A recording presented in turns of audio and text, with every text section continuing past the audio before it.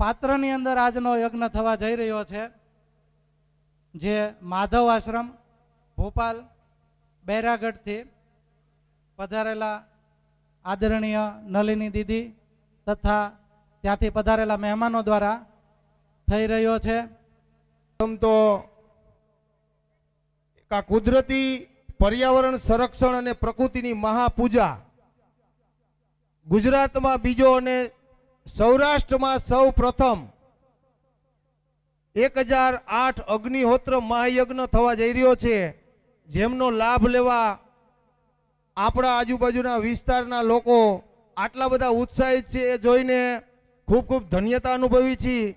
આપ સર્વે ભાઈઓ બહેનો માતાઓ બાળકો સમયને સમજી અને સમયસર હાજરી આપી એ બદલ પધારેલ તમામ માનવતા અગ્નિહોત્રના લાભાર્થીઓને ખૂબ ખૂબ નમન વંદન, ખૂબ ખૂબ અભિનંદન।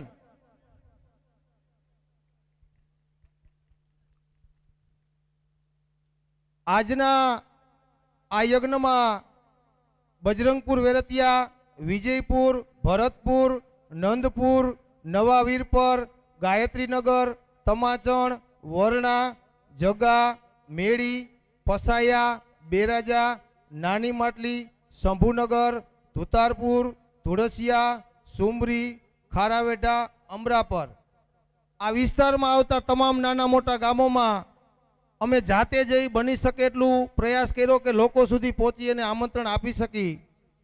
અમારા આમંત્રણને માન આપી આપ સર્વે સમયસર પધાર્યા બદલ ખૂબ ખૂબ આપ સર્વેનો આભાર વંદન।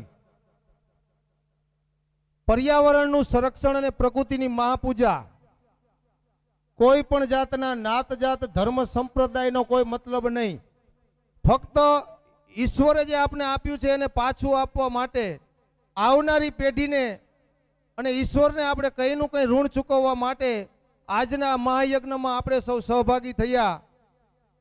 અગ્નિહોત્ર મહાયજ્ઞ, યજ્ઞ એટલે યજ્ઞનું એક અણુ સ્વરૂપ છે, પણ અગ્નિહોત્ર યજ્ઞ નામ આપવામાં આવ્યું જેથી કરીને આપણે સમજ પડે કે 10 મિનિટના આ નાના એવા કાર્યમાં, નાના એવા યજ્ઞમાં ખૂબ જ મોટો ફાયદો થવા જઈ રહ્યો છે।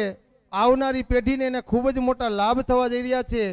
ઘરે ઘરે માણસો અગ્નિહોત્ર કરતા થશે તો પર્યાવરણ શુદ્ધિકરણનું એક વૈશ્વિક કાર્યમાં આપણે સૌ સહભાગી બનીશું। એ માટે શક્તિ સ્વરૂપા પરમ આદરણીય નલિની દીદી માધવજી આપણી વચ્ચે ઉપસ્થિત છે। આપણે સૌ એનું તાળીઓથી પહેલાં સ્વાગત કરીશું કે જેમને આ અગ્નિહોત્ર વૈશ્વિક લેવલે પ્રચાર કરવાનું એક બીડું ઝડપેલ છે અને એના માટે સતત રાત દિવસ પ્રચાર કરી રહ્યા છે। અગ્નિહોત્ર શા માટે કરવાથી શું ફાયદા થાય એના વિશે આપને અહીંયા ઘણું બધું જાણવા મળશે, પણ હવે મારા વિશે કહેવાની તો જરૂર નથી। જો કે અમે ગામો ગામ એવા નાના વિષય મૂકી દીધા છે, બધાને પ્રાથમિક માહિતી આપી દીધી છે। મધ્યપ્રદેશ ભોપાલ બેરાગઢનું માધવ આશ્રમ જે અગ્નિહોત્રનું કેન્દ્ર બિંદુ છે, જેને વિશ્વ લેવલે અગ્નિહોત્ર પ્રચારનું બીડું ઝડપેલું છે અને એમાં આપણે સૌ નિમિત્ત બની સહભાગી બન્યા, એ આપણા માટે ખૂબ જ ગર્વની, આપણા ગામ માટે, આપણા વિસ્તાર માટે, સૌરાષ્ટ્રની ભૂમિ માટે ખૂબ ખૂબ ગર્વની વાત છે। અગ્નિહોત્ર કરવા માટે સમયની પાબંદી છે એટલે વધારે આપણે નહીં બોલીએ, બીજા પ્રવચનોને મોકા આપીશું, કારણ કે સૂર્યાસ્ત અને સૂર્યોદય એનો નિયમ છે કે સમયસર એનું અગ્નિહોત્ર થાય તો જ એનું યોગ્ય ફળ મળશે। તો વધારે કશું નહીં કહેતા ફરી એક વખત આપ સર્વે અમારા આમંત્રણને માન આપી આવડા મોટા ઈશ્વરીય કાર્યમાં સમયસર પધાર્યા એ બદલ બધાનો ખૂબ ખૂબ આભાર, ધન્યવાદ। અસ્તુ, જય ગૌ માતા। શાંતિભાઈ તમને આજે મહેનત અને આનું શું ફળ એના વિશેની વાત કરી, અને આ સૌરાષ્ટ્રનો પહેલો ઐતિહાસિક કાર્યક્રમ છે। આનાથી પહેલો કાર્યક્રમ સુરતમાં થયો હતો અને એના કરતાં પણ ઉજળો કાર્યક્રમ અહીંયા સૌરાષ્ટ્રમાં થયો છે। અમે એના નજરે નિહાળેલો છે, અમે એ કાર્યક્રમને ઉજવેલો, જે કાર્યક્રમને અમને જોઈને એવું લાગે છે કે અમારો કાર્યક્રમ ફીકો પાડી દીધો તમે લોકોએ, એટલો સરસ કાર્યક્રમ અહીંયા થયો છે। હવે આગળ હું યશપાલભાઈને કહીશ, અગ્નિહોત્રનો પરિચય આપણને આપશે, અગ્નિહોત્ર શું છે। તો યશપાલભાઈ અગ્નિહોત્રનો પરિચય આપજો। युग परिवर्तक श्री महानुभाव श्रीमान माधवजी पोद्दार साहब के चरणों में वंदन। परम आदरणीय श्री नलिनी दीदीना चरणों में वंदन। मंच पर उपस्थित श्री डॉक्टर साहेब विवेक जी તેમજ આજ હોતા બનીને આવેલા તમામ બહેનો ભાઈઓ ગ્રામજનો માતાઓ તમામ બાળકોને મારા નમસ્કાર। આજે એક આ કાર્યક્રમ અગ્નિહોત્ર યજ્ઞનો જે કાર્યક્રમ ઉત્સાહભેર બજરંગપુર ગામના આંગણે આસપાસના બધા ગામના સહયોગથી આ થઈ રહ્યો છે તો એક બહુ ખૂબ અંદરથી એક છાતી ગદગદ થાય છે કે જે ગામની અંદર અગ્નિહોત્ર યજ્ઞ શું એ ખબર નથી, એ ગામમાં આજે 1000 લોકો એક સાથે બેસીને અગ્નિહોત્ર કરે છે તો એક ગર્વ લેવા જેવી વાત છે। આપ જે પણ પધાર્યા છો તો આપનો ખૂબ ખૂબ આભાર।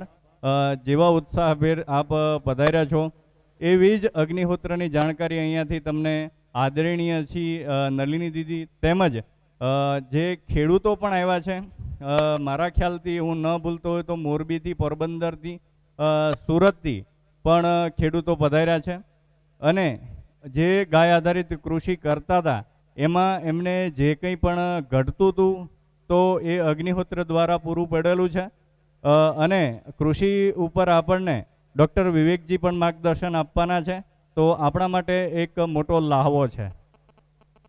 અગ્નિહોત્ર યજ્ઞ કોઈને એમ થતું છે કે અગ્નિહોત્ર યજ્ઞ શું, પણ અહીંયા આવ્યા પછી જે પાત્ર તમને મળ્યું છે આ પાત્ર તમને કદાચ અત્યાર સુધીમાં ક્યાંય જોવા નહીં મળ્યું હોય।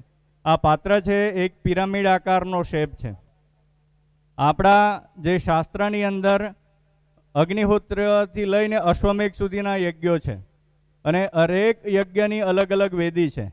એવી જ રીતે આજે 1008 અગ્નિહોત્ર યજ્ઞ જે થઈ રહ્યો છે એમની વેદી જે છે એ શાસ્ત્ર પ્રમાણે, વેદ પ્રમાણે, વેદોના વિજ્ઞાન પ્રમાણે મહાનુભાવ શ્રીમાન માધવજી પોદ્દાર સાહેબે 22 ફેબ્રુઆરી 1963ના જે વેદોક્ત રીતે જે અગ્નિહોત્રને પુનર્જીવિત કરેલો ત્યારે જે વેદીનું માપ જે એમણે આપેલું એ વેદી આજે આપણી સમક્ષ અહીંયા છે। 1008 જે વેદી છે, જે યજ્ઞ કુંડ આપણી પાસે છે એ સાયન્ટિફિક અને વૈદિક રીતે પ્રમાણિત છે। જેનું પ્રમાણ જો તમે જાણતા હો તો ઇજિપ્તની અંદર મમી ડેડ બોડી કે મોટા મોટા રાજાઓની જે ડેડ બોડીઓ હતી એ ડેડ બોડીઓને સાચવવામાં આવતી હતી અને હજારો વર્ષો પછી પણ એ ડેડ બોડી કાઢવામાં આવતી તો ગળતી તે સડતી નથી, એકદમ સારી રહેતી હતી। તો એનું કારણ શું હતું? અને પિરામિડ, તો એક પિરામિડ જે છે એ પિરામિડ સકારાત્મક ઉર્જાને ખેંચે છે, સકારાત્મક ઉર્જાને ખેંચે છે અને એની સંપર્કમાં જે આવે છે તો એને ગળવા કે સડવા દેતું નથી। પણ આ જે પિરામિડ છે એ પાત્રના સ્વરૂપમાં છે તો બ્રહ્માંડી ઉર્જાને આ પાત્ર છે એ ખેંચે છે। બ્રહ્માંડી ઉર્જા એની જે કોર છે એની સાથે ટચ થાય છે અને ફેલાય છે। એક પાત્રની એટલી તાકાત છે કે બ્રહ્માંડી ઉર્જા ખેંચાય છે। તો ખૂબ ભાગ્યશાળી બજરંગપુર ગામ છે કે એક સાથે 1008 આવા વૈદિક અને વૈજ્ઞાનિક પદ્ધતિથી જે બનેલું જે પાત્ર છે 1008 એક જગ્યાએ આ યજ્ઞ થઈ રહ્યો છે। એક વખતનો અગ્નિહોત્ર યજ્ઞ થાય તો 1 કિલોમીટરની અંદર વાતાવરણ શુદ્ધ કરે છે। તો એવા તમારા આ ગામની અંદર 1008 એક સાથે અગ્નિહોત્ર થઈ રહ્યા છે, જેનું પ્રમાણ આપણે આ અગ્નિહોત્ર યજ્ઞની આહુતિ આપ્યા બાદ આપણે જાણીશું। અગ્નિહોત્ર યજ્ઞ છે એ નિત્ય યજ્ઞ છે। જમણા મેં તમને જણાવ્યું એમ અગ્નિહોત્રથી લઈને અશ્વમેઘ સુધીના યજ્ઞો આપણે છે, પણ અગ્નિહોત્ર છે એ નિત્ય યજ્ઞ છે। જે નિત્ય યજ્ઞના 5 નિયમો છે, 5 નિયમો સાથે આપણે જે કરવાનો યજ્ઞ છે, જે યજ્ઞની અંદર કોઈ દેશ, વેશ, પહેરવેશ, કઈ જ્ઞાતિ છે, ક્યાંથી આવે છે, શું ખાય છે, શું પીવે છે એ કોઈ માન્ય નથી। માત્ર એ મનુષ્ય હોવું જરૂરી છે અને એ 5 નિયમો સાથે જે અગ્નિહોત્ર કરે છે તો અવશ્ય એનું ફળ એને મળે છે।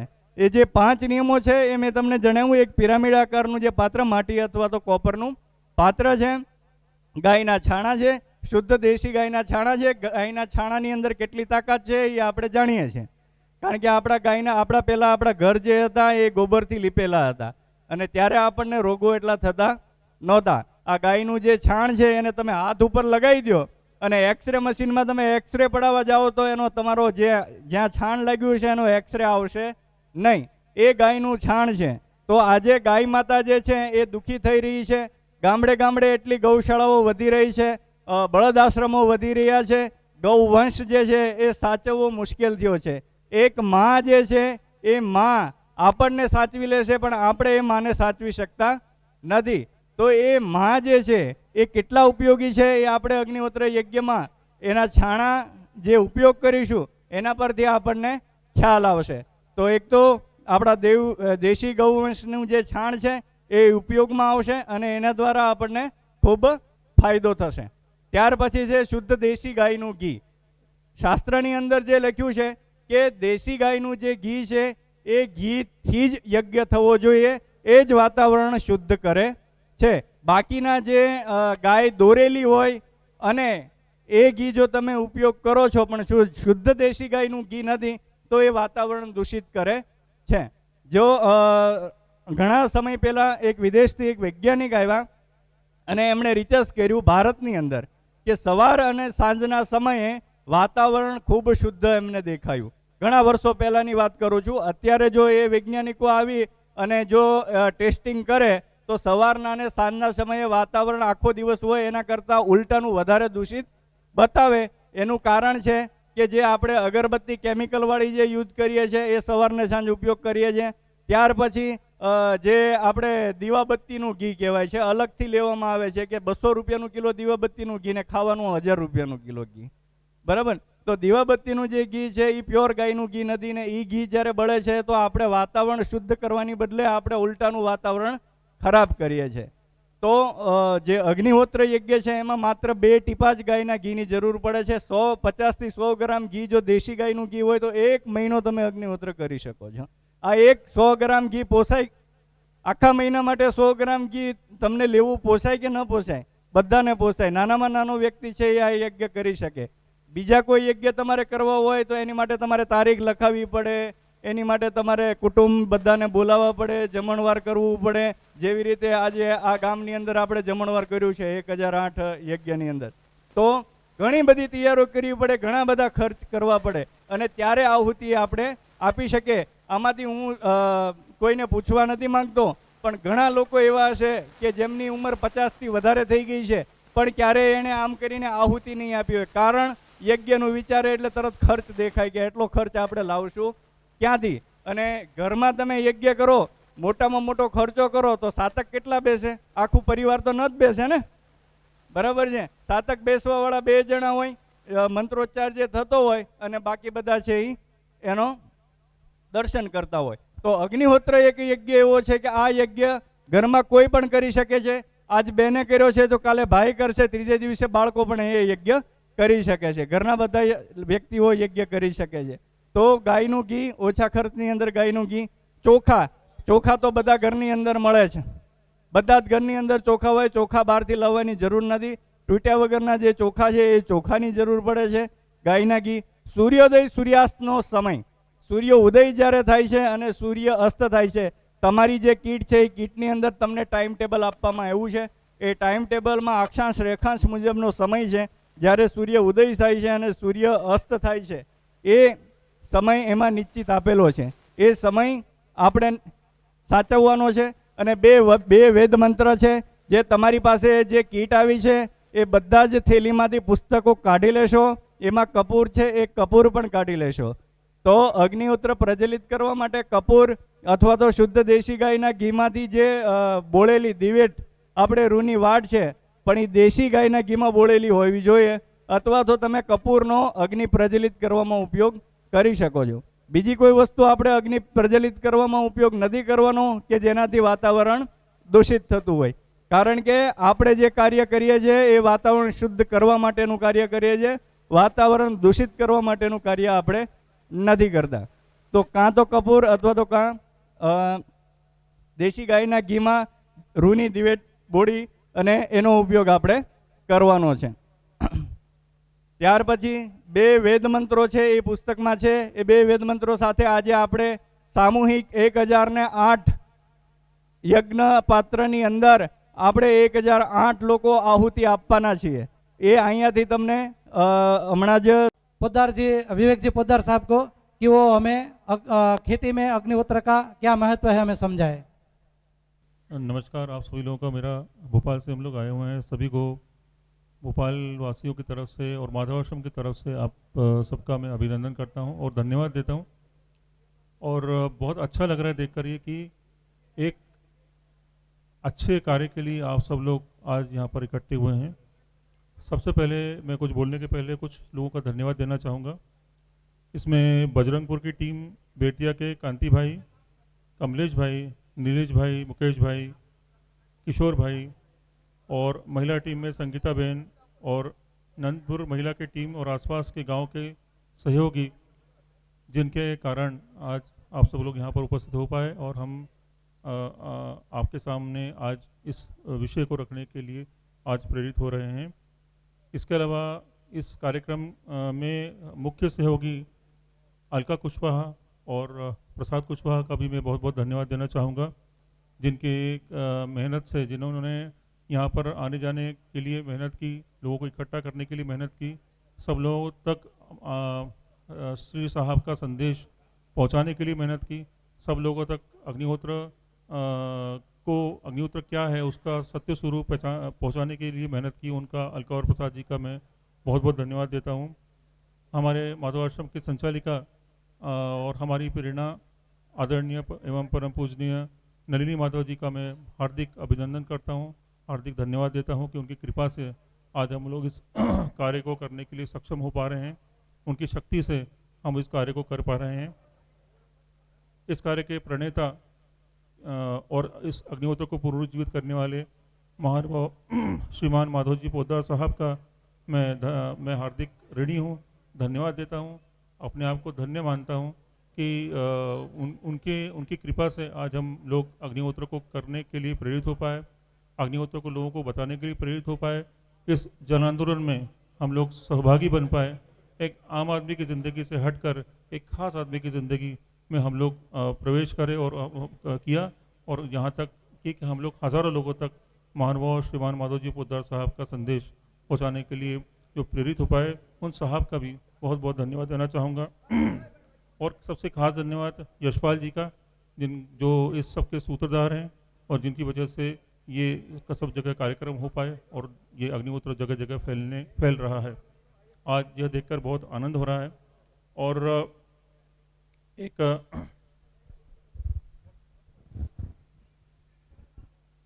छोटा सा शेर मैं आप लोगों के सामने प्रस्तुत कर रहा हूँ, जिसके बाद में बोलना चाहूँगा। एक छोटा सा शेर प्रस्तुत है और वो ये है कि मुझे डूबने का डर भी हो, मुझे डूबने का डर भी हो, मगर कैसे, कश्ती तेरी, दरिया तेरा, लहरें तेरी और मैं भी तेरा। तो जिस ईश्वर के लिए हम लोग आज यहाँ काम कर रहे हैं, और मैं समझता हूँ कि आज विश्व के कोने कोने में अग्निहोत्र का डंका बज चुका है, फैल चुका है। और मैं अग्निहोत्र कृषि की भी बात करूँगा। इसके पहले मैं कहना चाहूँगा कि जो आपकी सांसें चल रही हैं, इन दो सांसों के बीच की जो कड़ी है वो अग्निहोत्र है। अगर हम आज इस धरती पर सांस ले पा रहे हैं तो आज सबसे बड़ी जो समस्या जुड़ी हुई है वो सांसों की है। अग्निहोत्र का सबसे बड़ा फायदा हम जो मिलता है वो भौतिक भी मिलता है, आध्यात्मिक भी मिलता है, और इसके अलावा सबसे बड़ा फायदा ये मिलता है कि हम लोग जीवों के संरक्षण में भी एक महत्वपूर्ण भूमिका निभा रहे होते हैं। मैंने यहाँ पे देखा कि यहाँ पे गौरैया का संरक्षण हो रहा है, यहाँ पे गायों का संरक्षण हो रहा है, यहाँ पे विभिन्न प्रकार के सभी संरक्षण के प्रति आप लोग जागरूक हैं। सबसे बड़ी बात मैं यहाँ पे समझता हूँ कि जो आदमी नींद में हो उसको जगाना आसान काम है, पर जो आदमी जागते हुए सो रहा हो उसको जगाना बहुत मुश्किल काम है। और मैंने यहाँ देखा कि यहाँ सब लोग जागृत अवस्था में हैं, जग रहे हैं, सोए हुए नहीं हैं। ये बहुत बड़ी बात है। जो सोया हुआ नहीं है उसको जगाना आसान काम है, और जो सोया हुआ नहीं है उसको बात बताना भी बहुत सरल काम है। जो सोया हुआ नहीं है उसको अग्निहोत्र बताना आसान काम है, जो सोया हुआ है उसको अग्निहोत्र बताना बहुत मुश्किल काम है, जागते में जो सो रहा है। तो इसलिए ये अग्निहोत्र जो है ये अग्निहोत्र से जो मैं कृषि की जो बात मैं करूँगा आज, अग्निहोत्र से खेती हम कैसे करें। देखिए, आप लोग किसान हैं, आप लोग ऑलरेडी खेती कर रहे हैं, तो मैं ये समझता हूँ, मेरा ये मानना है कि एक जो किसान है वो स्वयं एक वैज्ञानिक है, और वैज्ञानिक लोग खुद किसान से सीखते हैं। इसलिए आप लोग खुद वैज्ञानिक है, तो मैं आपको ज़्यादा कुछ विस्तार से बताऊंगा नहीं, बल्कि मैं यही कहूँगा कि अग्निहोत्र कृषि जो है, अग्निहोत्र कृषि की आवश्यकता क्यों है और अग्निहोत्र कृषि क्यों करनी चाहिए। और सबसे बड़ी बात है कि जैविक खेती, यानी हम इसको यूँ कह सकते हैं कि अग्निहोत्र आधारित जैविक खेती को उसको हम नाम दे सकते हैं। तो हमें क्यों करना चाहिए, क्या जरूरत आन पड़ी कि हमें जैविक खेती की तरफ आगे बढ़ना होगा। सबसे बड़ी बात है कि आज हमने जो खेतों का हश्र कर दिया है, जिस धरती को हम लोग माता के नाम से पुकारते हैं, जिस पहले के ज़माने में जब किसान जो थे वो चप्पल उतार कर खेत में जाया करते थे, धरती माता उनके लिए एक सम्माननीय शब्द था। और आज के समय में हम देख रहे हैं कि सिर्फ कुछ लालच के लिए, कुछ अपने स्वार्थ के लिए इस धरती का दोहन हो रहा है, और बुरी तरीके से हो रहा है। भोपाल में मैं ये देखता हूँ, बहुत किसानों से मिला हूँ, और मैं कुछ पूछा मैंने उनसे कि आप किस किस तरह के पेस्टिसाइड और केमिकल डालते हो धरती में, खेतों में। तो उन्होंने मुझे नाम लिखवाए, वो इतने खतरनाक केमिकल्स हैं कि अपने नियत मात्रा से कई गुना अधिक केमिकल जो है वो धरती में छिड़के जा रहे हैं। आप सोचिए कि ये धरती पूरी गोल है, और इस धरती में अगर हम कोई भी अच्छा काम करेंगे या हम बुरा काम करेंगे, तो वो कुछ दिनों बाद लौटकर हमारे पास वापस आना है। ये पूरी घूमता हुआ चक्र है, ये स्थिर नहीं है। न धरती स्थिर है, न वायु स्थिर है, और न जिसको हम पंच तत्व बोलते हैं स्थिर नहीं है। जो भी हम इसमें चीज़ डालेंगे वो चीज़ घूम फिर के हमारे पास वापस आनी है। देखिए, एक किसान जो है वो ये सोचकर केमिकल उस खेत में डालता है कि ये जो है वो कीड़े मेरे लिए खतरनाक है, मेरे लिए ये खतरनाक है, इसलिए मैं केमिकल डाल रहा हूँ, मेरे लिए ये कोई भी जीव जो इस धरती पर दिया है ईश्वर ने, वो आपकी खेती के लिए खतरनाक कैसे हो सकता है। एक सोचने वाली बात है।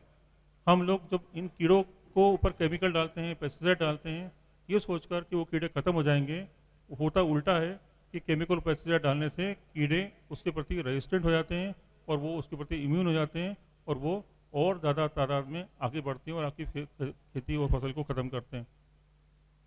जितने भी किसान हैं और जो केमिकल से खेती करते हैं, वो आप मुझे बताइए कि केमिकल वाली खेती करने से कीड़े खत्म होते हैं क्या?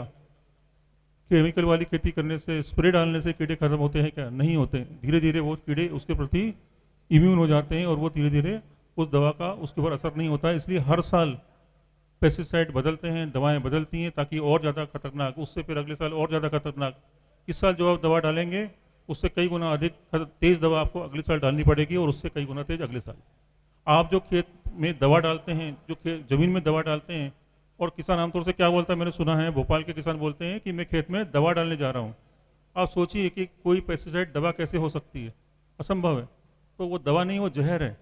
और जहर जो होता है, वो जहर जब आप खेत में जहर डालते हैं, तो वो जहर केवल वहाँ तक सीमित रहता नहीं, बल्कि उसको हवा कहीं और लेके जाती है, उसको पानी कहीं और लेके जाता है। ज़मीन के कई गुना अंदर, बाहर और चारों तरफ धीरे धीरे केमिकल फैलकर नदी, हवा, नाले और समुद्र तक पहुंच जाता है। तो इसलिए मैंने शुरू में कहा ना कि ये धरती पूरी गोल है, और इस धरती में जो भी आप डालेंगे वो कई गुना होकर वापस आपको मिलेगा। ये ईश्वर ने व्यवस्था कर रखी है हमारे लिए। तो इसलिए आज के समय में इसकी ज़रूरत क्यों है? क्योंकि जहर इतनी ज़्यादा मात्रा में फैल चुका है कि आज जहर को न्यूट्रलाइज करने की ज़रूरत है। ये माँ के दूध में भी कुछ % जहर आ चुका है, हमारे खून में ये जहर आ चुका है। ये पॉल्यूशन, ये पॉलीथीन, जो कुछ हमने धरती में डाला, वो सब हमारे खून में है, सब हमारे अंदर है। क्योंकि क्या मैंने बताया, ईश्वर का क्या रूल है कि जो भी हम इस धरती पर डालेंगे वो सारा घूम फिर कर वापस आएगा, या कई गुना होकर हमें वापस मिलेगा। जो किसान मेरी बात सुन रहे हैं वो इस बात पे ध्यान दें कि जब हम एक बीज गेहूं का खेत में डालते हैं तो वो कई बीज हमें वापस मिलते हैं। जब हम एक अमरूद का बीज लगाते हैं तो कई गुना अमरूद हमें वापस मिलते हैं। यानी प्रकृति का क्या रूल है कि जब आप एक चीज़ को डालेंगे तो कई गुना होकर वापस मिलेगी। जब आप एक पन्नी, एक पॉलीथीन, एक पेस्टिसाइड जब डालते हैं तो वो पेस्टिसाइड भी कई गुना होकर आप ही को वापस मिलता है और कहीं नहीं जाता। तो हमारे लिए क्या हो रहा है कि ईश्वर ने जो हमें आवरण दिया है, पर्यावरण का मतलब क्या है कि हमें दिया गया आवरण, हम इस धरती को छोड़कर कहीं भी बाहर मंगल ग्रह पर नहीं जा सकते हैं। ये हमारी नियति है, रहना हमें यहीं पर है। तो इसलिए हमारा दिया हुआ आवरण गंदा हो रहा है। अब आप देखिए, मैं आपको छोटी सी चीज़ समझाता हूँ, आप समझने की कोशिश कीजिएगा कि बच्चा 9 महीने माँ के गर्भ में रहता है, बराबर है। माँ के गर्भ से बाहर आने के बाद भी वो गर्भ में ही रहता है, उसका गर्भ तब भी नहीं फूटता है। ये धरती गर्भ ही है, इसके सिवा कुछ नहीं है। ये गर्भ अगर में कुछ डैमेज होगा, ये गर्भ में अगर कुछ नुकसान होगा, तो ये नुकसान सीधा हमें भुगतना है, हमारे बाल बच्चों को भुगतना है। तो ये धरती, ये नदियाँ, ये सब चीज़ जो आपको दी ईश्वर ने, ये केमिकल डालने के लिए नहीं दिए और इस स्वार्थ की सिद्धि के लिए नहीं दी कि आपका स्वार्थ पूरा करो, कि धरती में केमिकल डालो, इसको गंदा करो। तो अगर एक बहुत ही कटु भाषा में कहा जाए, जो बहुत कड़वी है, तो क्या है कि ईश्वर जो किसान है वो जहरदाता बन चुका है, जहर देने वाला बन चुका है। आप देखिए कि पेस्टिसाइड की दवाओं का रूल होता है कि दवा डालने के कम से कम 1 हफ्ते तक किसान को उस खेत में जी जाना होता है। आज क्या हो रहा है, दवा डालने के तुरंत बाद जो है वो जो सब्जियां होती हैं वो मार्केट में आ जाती हैं। कोई भी सब्जी जो आप खा रहे हैं, इतना अधिक मात्रा में खेत में यूरिया डीएपी डाला गया है कि जिस फॉलिक एसिड की कमी पड़ गई है, कैल्शियम की कमी पड़ गई है, आयरन की कमी पड़ गई है, सब्जियों में कुछ नहीं है, बिल्कुल ज़ीरो है। इसलिए ये जो मल्टीविटामिन का मार्केट है, ये भरपूर फल फूल रहा है, इसको भरपूर मौका मिल रहा है, क्योंकि किसानों ने ही ये व्यवस्था कर रखी है कि धरती का फॉलिक एसिड खत्म कर दिया। धरती में जो भी आप खा रहे हैं, चाहे वो लौकी हो, टमाटर हो, गाजर हो, किसी भी चीज़ में, या सेब क्यों ना हो, किसी भी चीज़ में कुछ भी तत्व नहीं हो, तत्व विहीन है सारे के सारे। अब आप क्या खा रहे हैं, कचरा खा रहे हैं। इसलिए मैं लोगों को बोलता हूँ कि इससे बेटर ये है कि जो आप खेत में जो गाय के लिए चारा उगाते हैं वो आप खाना शुरू कर दीजिए, ताकि आपको जो है पूरे न्यूट्रिशन मिलेंगे। तो न्यूट्रिशन है ही नहीं, कहीं भी न्यूट्रिशन नहीं। तो बिना न्यूट्रिशन के, बिना खाने के हम लोग जिंदा कैसे रह पाएंगे, ये एक बहुत बड़ी समस्या है। और मैं ये समझता हूँ कि ईश्वर ने सबसे पहला उपहार जो हमें दिया है वो गाय है। और मैं यहाँ पर देख रहा हूँ कि यहाँ गौ संरक्षण के लिए बहुत बहुत बहुत अच्छे प्रयास किए जा रहे हैं, इसके लिए सभी का धन्यवाद देना चाहता हूँ मैं।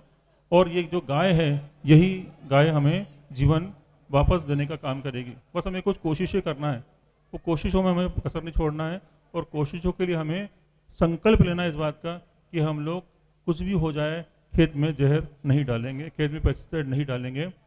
कोई भी जहर जब आप खेत में डालते हैं तो उसको जहर से मुक्त करने के लिए, उसी प्रकार जैसे कि कोई अफीम का या स्मैक का या एलएसडी का नशा करता है, तो जब हॉस्पिटल में एडमिट होता है तो उसको नशा छुड़वाने के लिए उसको कुछ दिन तक उस पर रखा जाता है, कुछ दिनों तक वो दवाई दी जाती है, और धीरे धीरे वो नशा कम मात्रा में करते करते वो धीरे धीरे कम किया जाता है। नहीं तो एकदम कम कर देंगे तो शॉक बैठेगा और वो शायद कुछ और उसको प्रॉब्लम क्रिएट हो। तो उसी तरह से जब धरती में आप केमिकल डालते हैं, दवाएं डालते हैं, तो दवाओं से धरती को मुक्त करने के लिए कुछ समय आपको इंतजार करना पड़ेगा।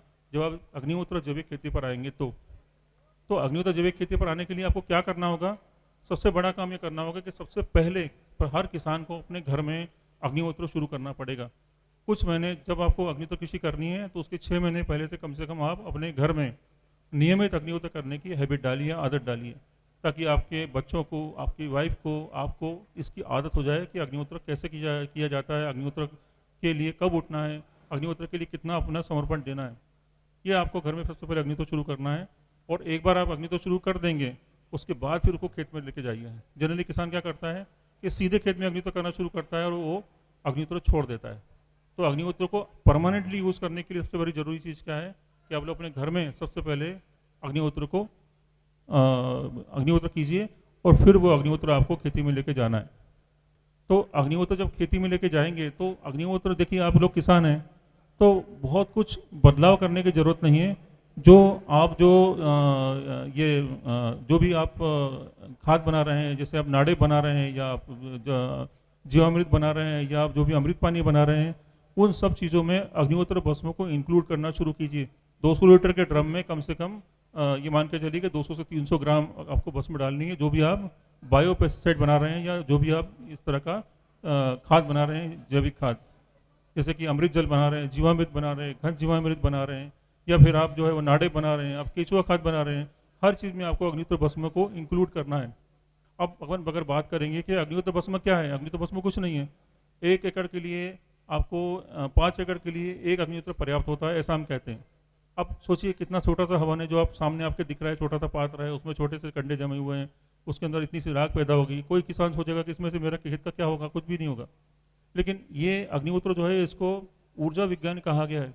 तो जब हम खेत में अग्निहोत्र करते हैं तो जैसे आपने देखा होगा ना कि आप 1 लाख का मोबाइल खरीदेंगे और उसमें सिम नहीं डालेंगे तो मोबाइल किसी काम का नहीं।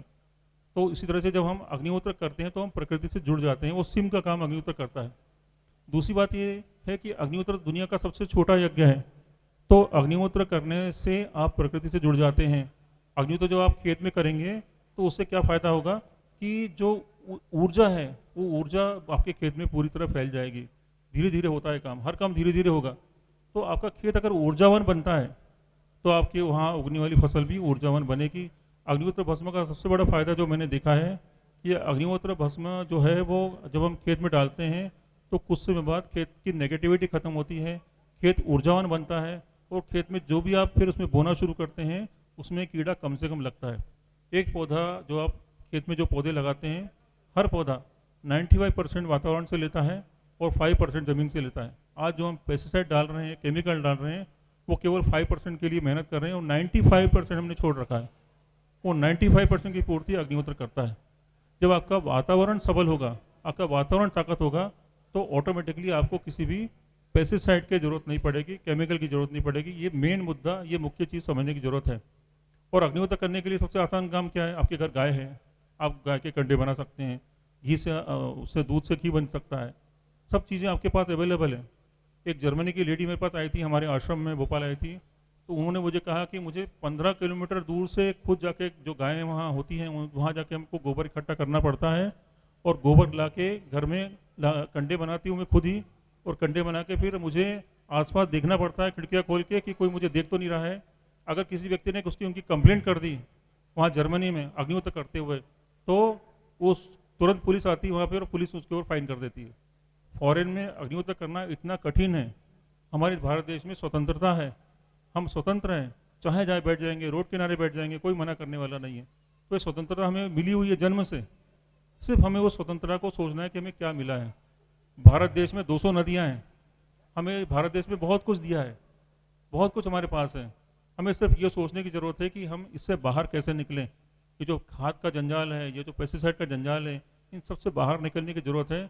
और ये सोचने की ज़रूरत है कि जहर बांटते बांटते ये ज़मीन एक दिन बंजर हो जाएगी।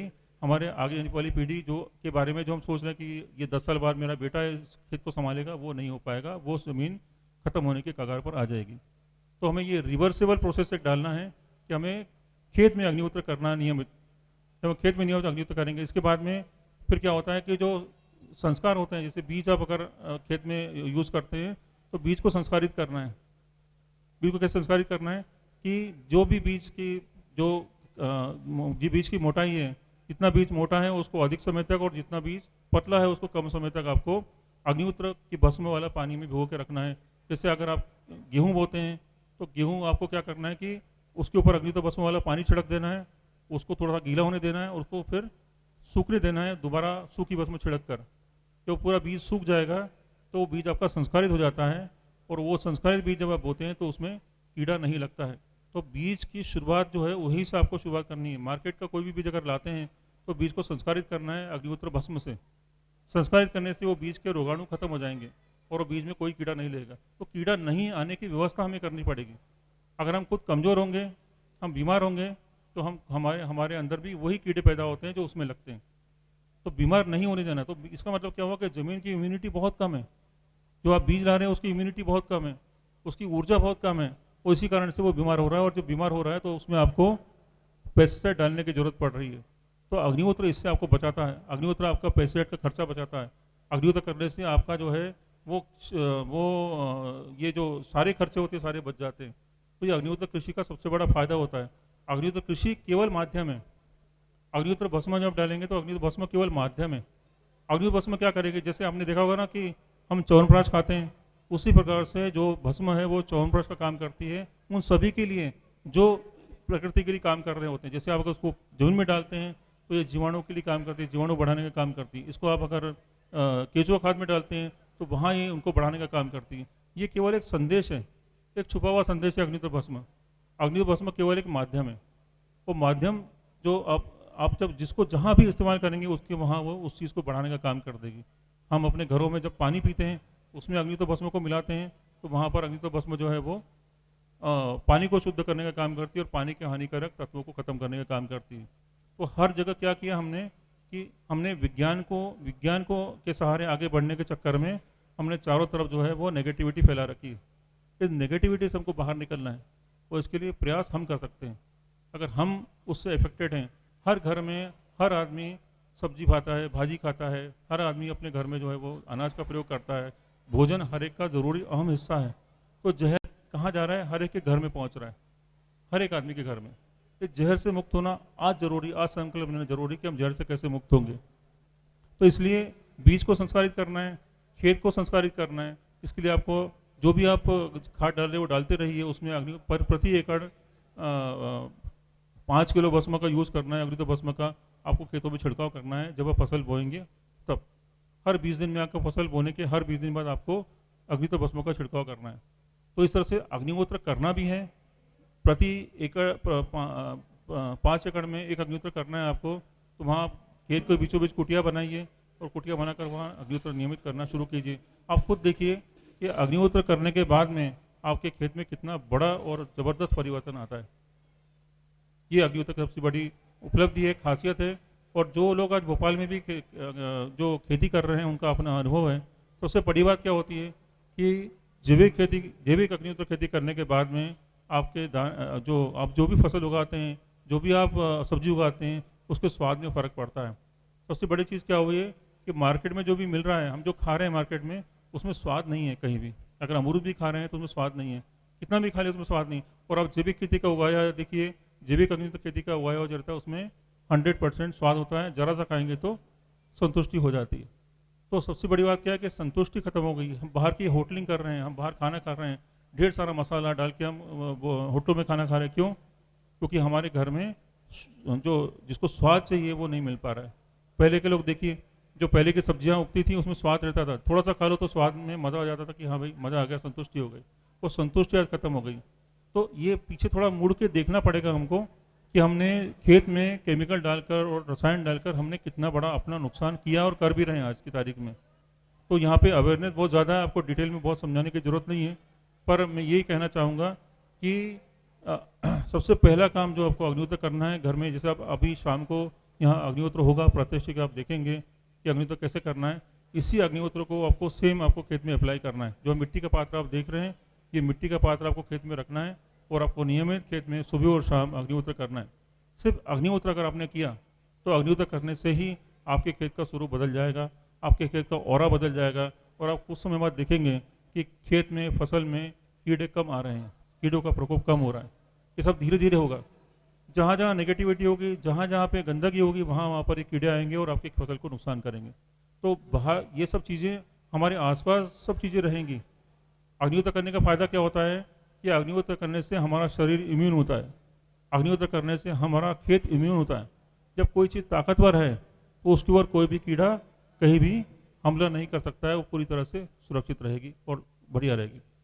तो इसलिए जो हम खा रहे हैं, जो हम पी रहे हैं, जो हम भोजन में उपयोग कर रहे हैं, वो पूरी तरह से केमिकल मुक्त होना चाहिए। और इसके लिए संकल्प आप लोगों को लेना पड़ेगा। हम कितना भी आपको कहेंगे कि आपको ये जैविक खेती करनी है, तो आप जैविक खेती नहीं करेंगे जब तक ये आपका संकल्प नहीं आप लेंगे। तो इस संकल्प लेने की ज़रूरत है कि हम अग्निहोत्र करें, हम खेत में अग्निहोत्र को अप्लाई करें और अब विविध प्रकार के प्रयोग करें। जैसे मैंने आपको शुरू में बताया कि आप स्वयं वैज्ञानिक हैं, तो वैज्ञानिक आपको क्या बताएंगे जो आप वैज्ञानिकों को बताएंगे। तो आप स्वयं वैज्ञानिक हैं, तो ये प्रयोग जो ऑलरेडी आप कर रहे हैं, उन्हीं प्रयोगों में अग्निहोत्र को केवल जोड़ना है आपको। और जोड़कर आपको देखना है कि हम जो ये बात कह रहे हैं कि जैविक अग्निहोत्र खेती से ये होता है वो होता है, कि सारे प्रयोग आप अपने खेत में करके देख सकते हैं। प्रयोग करने से आपको तुरंत रिजल्ट मिलेगा और बढ़िया परिणाम आपको सामने आएंगे। સેવકની ટીમને હું વિનંતી કરીશ સ્ટેજ પર આવે। ડૉક્ટર વિવેકજી પોદ્દાર સાહેબનું આપણે એનું ગજરો આપીને સન્માન કરીશું। તો ફટાફટ ભાઈઓની જે ટીમ છે તો ફટાફટ સ્ટેજ પર આવી જાય અને એમનું પણ આપણે સંસ્કૃતિ પ્રમાણે પ્રાકૃતિક રીતે સન્માન કરીશું ગજરો આપીને। તો ફટાફટ આવી જઈએ। મહિલા સમિતિની બહેનો આવશે કે આપણી વચ્ચે ભોપાલથી કેવી રીતે આવેલા છે ભાઈઓની એક સ્વયંસેવકની ટીમને હું વિનંતી કરીશ। સ્ટેજ પર આપણને હિન્દીમાં સંભળાવશે। એક શક્તિ સ્વરૂપા છે, તમે સમજો નહીં ને તો શાંતિથી સાંભળજો, તમારું જીવન ધન્ય થઈ જશે। એક તાળીઓના ગડગડાટથી વધાવી લઈએ। भाइयों और बहनों, मेरा नमस्कार आप सबको। अभी पहले जो लोग बोले हैं उन्होंने थोड़ा सा परिचय आपको अग्निहोत्र का दिया है और मुझे भी बड़ी प्रसन्नता हुई है यहाँ पर आकर के। जिस तरह से उपस्थिति है, आप लोग आए हैं इस यज्ञ को समझने के लिए, तो मुझे लगता है कि विषय अच्छे से समझ में आया। तो महत्व इसी का होता है, हमारा प्रयास यही है, जन जन को जगाना है हमें कि वो अपने घरों में अग्निहोत्र को स्थापित करें, रोज के उनके दिनक्रम में अग्निहोत्र शामिल हो। तो अग्निहोत्र कोई भी चीज़ जिसको हमको पहली बार जाना है, मुझे यहाँ आके एक बड़ा विशेष लगा कि यहाँ पे इस कार्यक्रम का तय हुआ।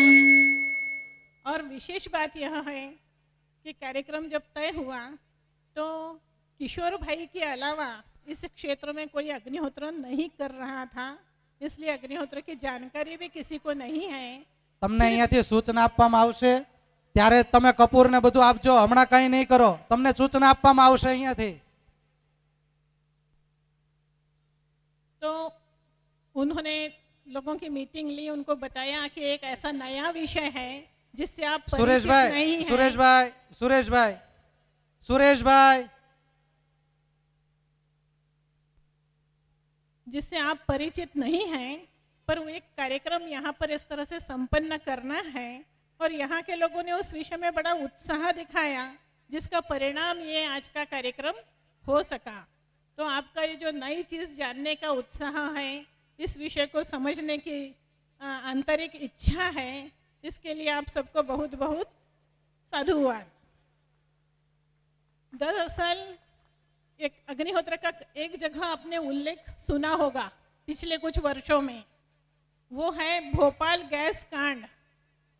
अगर भोपाल गैस कांड की न्यूज़ आपने अभी वर्तमान में भी या पिछले कुछ सालों में पढ़ी होगी, तो आपको उसमें एक उल्लेख मिला होगा कि जब उस रात ये दुर्घटना भोपाल में जब हुई थी, तो एक दो परिवार ऐसे थे जो अग्निहोत्र करते थे, उसी क्षेत्र में रहते थे और उनके यहाँ पे कुछ भी नहीं हुआ।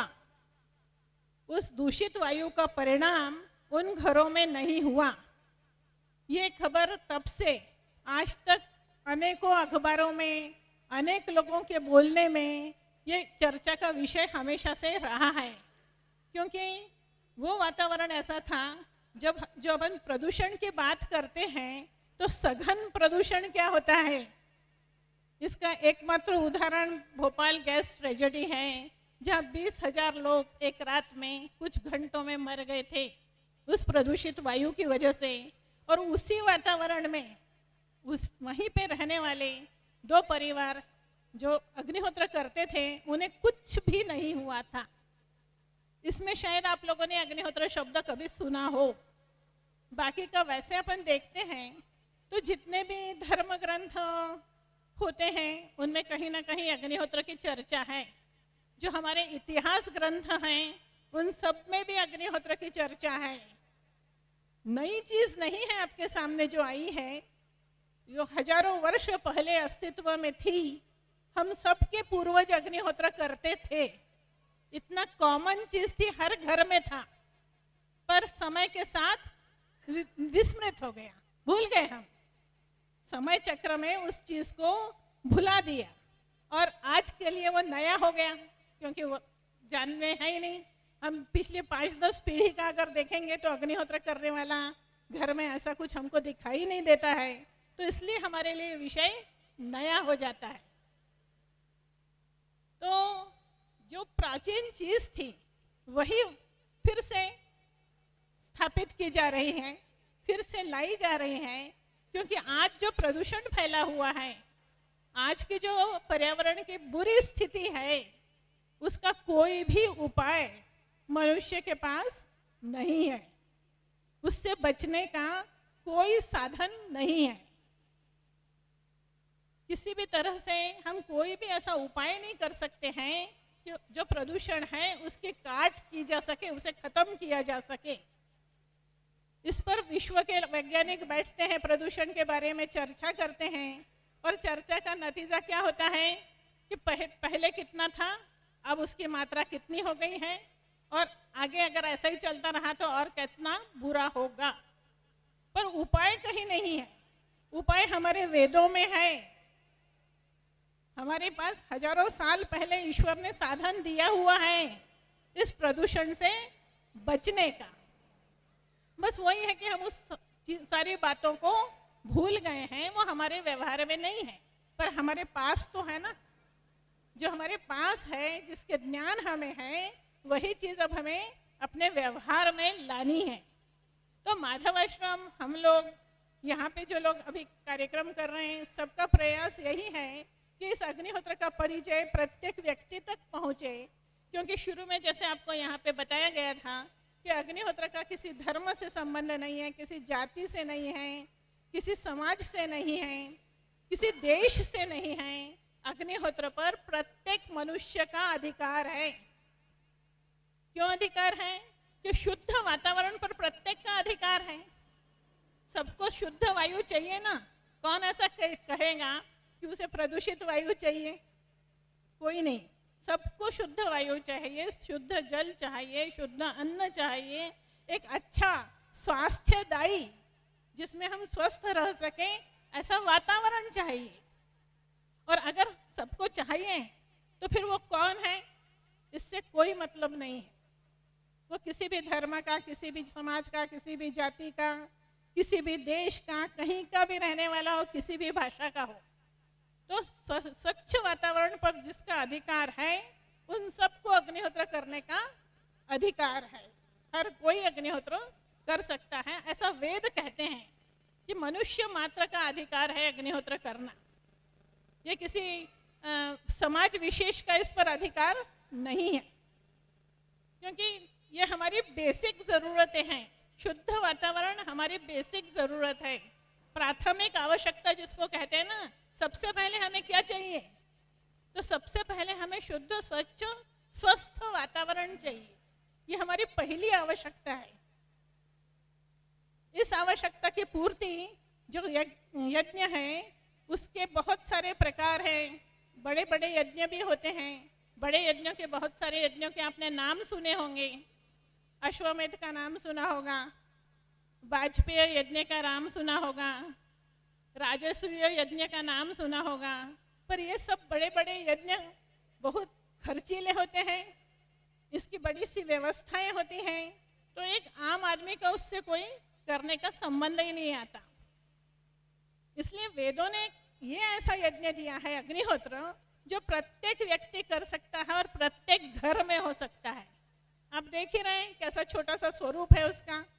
और हर घर में, मैं यहाँ आई तो जिनके यहाँ बलदेव भाई, उनके यहाँ हम रात को रुके हैं, वहीं निवास कर रहे हैं अभी।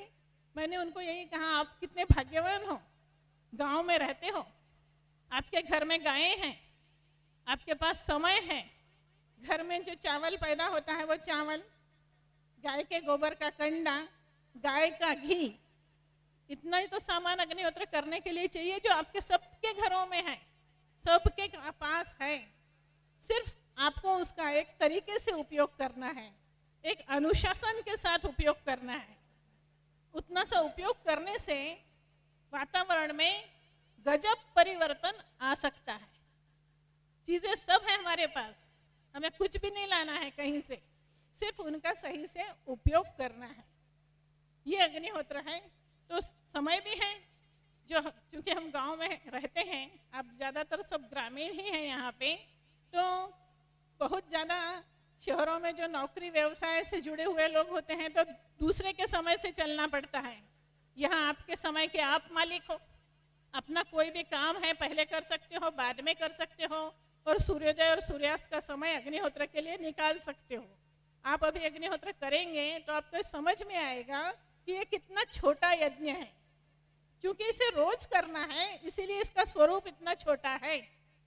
इससे छोटा कोई यज्ञ हो ही नहीं सकता, इतना छोटा है। पर छोटा इसीलिए, और वैसे हम इसे छोटा कहें, एक तरह से आप देखो कि आपने जब अग्निहोत्र शुरू करेंगे आप, तो आप सूर्योदय और सूर्यास्त पर अग्निहोत्र करेंगे। 2 आहुतियाँ सूर्योदय पर देंगे, 2 आहुतियाँ सूर्यास्त पर देंगे, 4 आहुतियाँ रोज देंगे। साल की कितनी हो जाएंगी, 4 साल की कितनी हो जाएंगी, 10 साल हो गए अग्निहोत्र करते हुए तो कितनी हो जाएंगी। और जैसे जिन्होंने यहाँ पे अभी इस कार्यक्रम का नींव रखी, वो अलका प्रसाद कुशवाहा जो हैं, उनके यहाँ 40 साल से अग्निहोत्र होता है। आहुतियाँ गिनी है कितनी हो गई, उसके आगे राजसूय अश्वमेध कहीं नहीं लगता। इतना बड़ा यज्ञ वो अपने जीवन में कर चुके, तो छोटा होते हुए भी कितना बड़ा है। और इतना बड़ा यज्ञ करने का अधिकार प्रत्येक के पास है, और कुछ खर्चा नहीं है, कोई बहुत समय देना नहीं है, कोई नहीं बहुत नियमों से बंधा नहीं है। कितना आसान है, कितना सरल है। और इसीलिए सरल है कि प्रत्येक व्यक्ति कर सके। वेदों ने मनुष्य का विचार करके ही ये दिया हुआ है जो प्रत्येक व्यक्ति कर सके। क्योंकि जब घर में होता है कोई बड़ा यज्ञ होगा तो आप क्या करेंगे, उस यज्ञ में आप जाएंगे दर्शन करने के लिए। ज्यादा से ज्यादा क्या होगा, उसकी प्रदक्षिणा करेंगे। 10 दिन का यज्ञ है, एक दिन जाएंगे, दर्शन करेंगे, प्रदक्षिणा करेंगे और आ जाएंगे। पर जब घर में यज्ञ होता है तो क्या होता है, परिवार के सारे लोग उसमें शामिल होते हैं। परिवार के सारे लोगों का रोज इतना बड़ा यज्ञ होता है, तो प्रत्येक व्यक्ति जिससे जुड़ सके, वो तो कार्यक्रम घर में ही हो सकता है, जिससे परिवार के सारे सदस्य जुड़ सकें, तो ये कितना बड़ा यज्ञ है। आज 1963 में अग्निहोत्र का कार्यक्रम ये शुरू हुआ। 63 से 68 के बीच में, फिर 68 से प्रचार की शुरुआत हुई। शुरू में जिन लोगों ने अग्निहोत्र शुरू किया तो आज 55-60 साल हो गए, उन परिवारों में नियमित अग्निहोत्र हो रहा है। आहुतियां गिनी तो महायज्ञ से भी बड़ा महायज्ञ हो चुका है उस परिवार में। तो ये सारा ईश्वर ने हमको दे रखा है, बस हमें इसका उपयोग करना है। और उपयोग करने के लिए चीज़ को समझने की ज़रूरत होती है। कोई भी चीज़ जब हमें समझ में आती है कि हाँ ये हमारे लिए बहुत ज़रूरी है, तो उसके लिए हम प्रयास कर सकते हैं। मेहनत करनी पड़ी तो वो कर सकते हैं, खर्च करना पड़ा तो वो कर सकते हैं, सब कुछ कर सकते हैं अगर हमें उसकी उपयोगिता समझ में आती है तो। और हमारा प्रयास यही है कि हम आपको उसकी उपयोगिता समझा सकें, उसका महत्व समझा सकें कि क्यों ज़रूरी है। हर कोई अपने अपने हिसाब से आस्था रखता है, अपना धर्म का आचरण करता है, सब कुछ करता है, फिर उस अपने जीवन में अग्निहोत्र को जोड़ना क्यों ज़रूरी है। तो जो मैंने शुरू में कहा कि आज का जो वातावरण है, इस वातावरण की वजह से प्रदूषण का भी हमारे ऊपर एक दबाव है। उस प्रदूषण से हर व्यक्ति प्रभावित है। अभी विवेक जी ने कहा ना कि पृथ्वी गोल है, कहीं अगर कुछ दूर कहीं कुछ दुर्घटना होती है, हम पढ़ते हैं कि फलानी जगह गैस लीक हो गई, फलानी जगह ऐसा हो गया, कुछ भी प्रदूषित करने वाला हो गया, तो हम सोचते हैं वो वहाँ पे हुआ, हमारा कोई संबंध नहीं है। पर वायु एक जगह टिकती है क्या? वायु एक जगह टिकती है? वायु तो घूमती है। तो जो वहाँ हुआ उसका कम स्वरूप में, पर भुगतान हमको भी करना पड़ता है, भुगतना हमको भी पड़ता है। तो इसलिए अपन आज अगर देखने जाए दुनिया में कि शुद्ध वातावरण कहाँ है, तो देखिए अभी शहर का आदमी गांव में आएगा तो उसे यहाँ बहुत अच्छा लगेगा, क्योंकि बहुत सारी जो उसकी मोटरों की और उसकी वाहनों की शोर है उससे मुक्ति है। यहाँ पे बहुत पेड़ पौधे हैं, खुला है, बहुत अच्छा लगेगा। पर प्रदूषण नहीं है ऐसा नहीं कह सकते, प्रदूषण फिर भी है, शहर की तुलना में बहुत अच्छा है, पर प्रदूषण मुक्त नहीं है। तो कहीं पर भी चले जाए दुनिया में, सारी जगह ये प्रदूषण हमारा पीछा कर रहा है। कोई जगह ऐसी नहीं जहां जाके हम हिमालय चले जाएं आज की तारीख में तो भी हम प्रदूषण के शिकार होंगे। ये प्रदूषण की आज की स्थिति है। तो इससे बचने के लिए जैसा मैंने कहा कोई साधन नहीं है, ये हमें साधन के रूप में मिला है। सूर्योदय के समय में जब हम अग्निहोत्र करते हैं तो उसका परिणाम सूर्यास्त तक बना रहता है। जब सूर्यास्त के समय में हम अग्निहोत्र करते हैं तो उसका परिणाम सूर्योदय तक बना रहता है। ऐसा 24 घंटे आपके घर में शुद्ध वातावरण बना रहता है। और एक दिन हुआ उसका प्रभाव होगा, फिर 2 दिन, 4 दिन, 10 दिन, जैसा जैसा समय होता जाता है वैसे वैसे आपके घर का वातावरण में बहुत परिवर्तन आ जाता है। आपके यहाँ बाहरी कोई व्यक्ति आएगा तो उस परिवर्तन को वो महसूस करेगा कि ये अन्य घरों से अलग घर है। इतना परिवर्तन आता है। और अग्निहोत्र चमत्कार कुछ नहीं करता।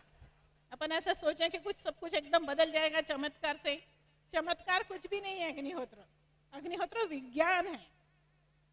तो ये जो परिवर्तन आता है वातावरण में, इसका प्रभाव हमारे ऊपर होता है और हमारे पर जो परिणाम होता है तो उससे क्या होता है, हमें मानसिक शांति मिलती है, हमारा ब्लड प्रेशर नॉर्मल होता है, हमारी पचन क्षमता बढ़ती है। बहुत सारे बारीक बारीक परिणाम कहने चाहिए जो हमारे शरीर और मन पर होते हैं।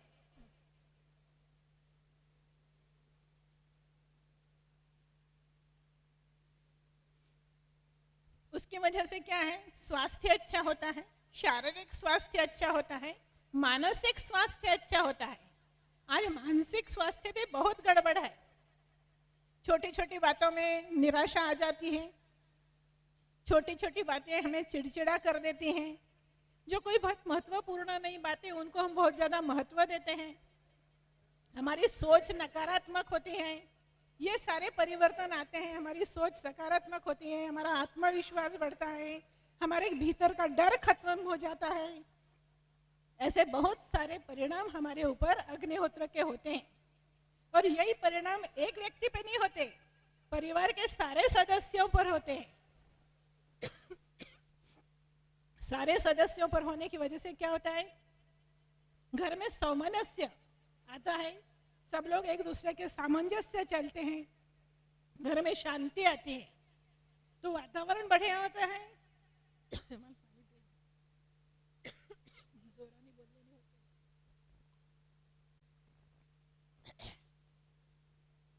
तो इस तरह का शारीरिक, मानसिक और वातावरण चौतरफा हमें हमारे घर में परिवर्तन महसूस होता है।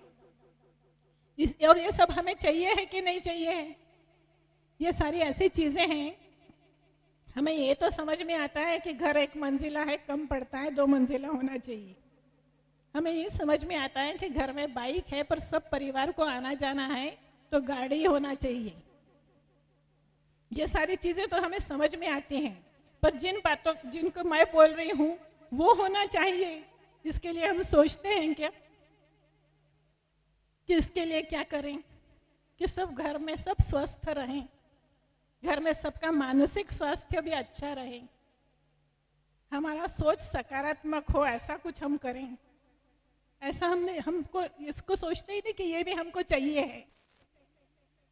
तो वो चीजें जो हमें चाहिए पर जिसके बारे में हम सोचते नहीं, वो सारी चीजें अग्निहोत्र हमें देता है। और इन सब की हमें जरूरत है एक अच्छी जिंदगी जीने के लिए, सबको जरूरत है इन सब चीजों की। तो दूसरा देखते हैं अपन, ऐसा एक पक्ष ये हो गया कि हमारा व्यक्तिगत लाभ होता है। दूसरा ये देखिए कि हमारा जो जीवन है वो कायम कहाँ है जीवन हमारा, तो हमारा पूरा जीवन प्रकृति पर निर्भर है। हवा, धूप, पानी, अन्न, ये सब हमें जरूरत है ना हमारी, जो हम सब प्रकृति से लेते हैं, वातावरण से लेते हैं। देखो हमारे घर में कोई भी आप सोचिए, आपके घर का एक भी सामान या कोई जो भी चीज आप इस्तेमाल करते हैं उन सब के बारे में आप सोचिए तो आपको दिखेगा कि हर चीज जो आप उपयोग करते हैं उसको मेंटेनेंस करने के लिए भी कुछ करते हैं कि नहीं करते हैं? हर चीज को आप खरीद के लाए, फिर उसे संभाल के भी रखना पड़ता है, उसको जो जरूरत है उस हिसाब से उसके साथ उसका रख रखाव करना पड़ता है। बाकी भी सादे कपड़े भी हम पहनते हैं, उनका भी हमको रख रखाव करना पड़ता है। इस प्रकृति से हम सब लेते हैं ना, उसी से हमारा जीवन है ना। हवा, धूप, पानी सब लेते हैं। तो जब सब लेते हैं तो देते क्या हैं? क्या देते हैं हम प्रकृति को? कुछ नहीं, केवल लेते हैं। तो दुनिया में कोई भी ऐसा रिश्ता नहीं है जो केवल लेने का हो। रिश्ता होता है लेने और देने का। प्रकृति से हमने एक तरफा रिश्ता रखा है, सिर्फ लेने और लेने का, तो ये गलत है। प्रकृति को भी हमें देना है, उससे लेना है और उसे देना है। क्यों देना है? ताकि वो सशक्त बनी रहे, हमारे बाद हमारी अगली पीढ़ी को भी ऐसी ही मिले, उसकी अगली पीढ़ी को भी ऐसी ही मिले। तो ये जवाबदारी किसकी है? ये मनुष्य की जवाबदारी है कि ईश्वर ने ये सारी दुनिया मनुष्य को उपयोग करने के लिए दी। ये पूरा पंच महाभूत से शरीर बना, यही पंच महाभूत है जो हमारा जीवन है, जिनका हमको आजीवन उपयोग करना है, उसको बनाए रखना ये हमारा कर्तव्य है। यानी कर्तव्य का मतलब क्या होना है? जो हर हालत में करना चाहिए। कर्तव्य में इच्छा नहीं होती,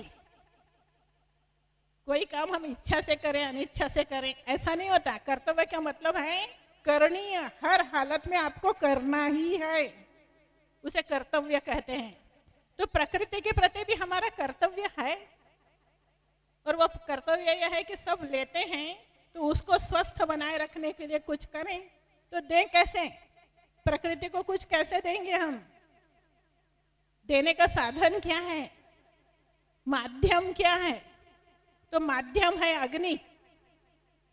माध्यम अग्नि है। अगर हमें प्रकृति को कुछ देना है तो गैस फॉर्म में ही प्रकृति के पास जाएगा, वो सूक्ष्म रूप में ही प्रकृति के पास जाएगा जो भी हमें देना है।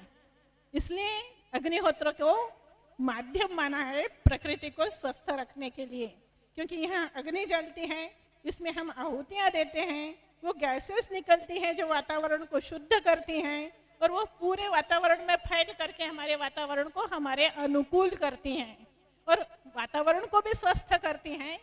उसमें रहने वाले, उस वातावरण में रहने वाले मनुष्य ही नहीं, पशु पक्षी और वनस्पति सब स्वस्थ रहते हैं। केवल मनुष्य नहीं, क्योंकि वातावरण में परिवर्तन आया ना, तो वो परिवर्तन सब पर होगा, वो केवल हम पे थोड़े होगा। आपके यहाँ बैठे कुत्ता, बिल्ली, गाय, भैंस, उन सबको भी स्वस्थ वातावरण मिलेगा, वो भी स्वस्थ होंगे। तो प्रकृति के प्रति ये हमारा कर्तव्य है। और वेदों में असल में ये जो अग्निहोत्र बताया ना, ये कर्तव्य इस रूप में ही बताया है कि सब लो और उसको बनाए भी रखो, उसको स्वस्थ भी रखो, वही आपका जीवन है।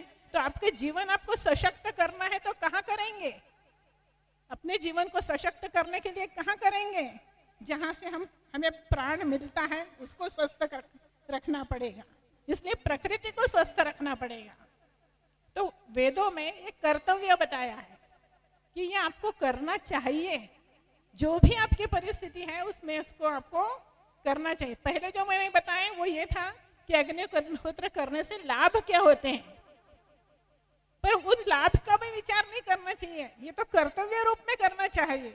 यहाँ मनुष्य है, मनुष्य कर्म योनि है।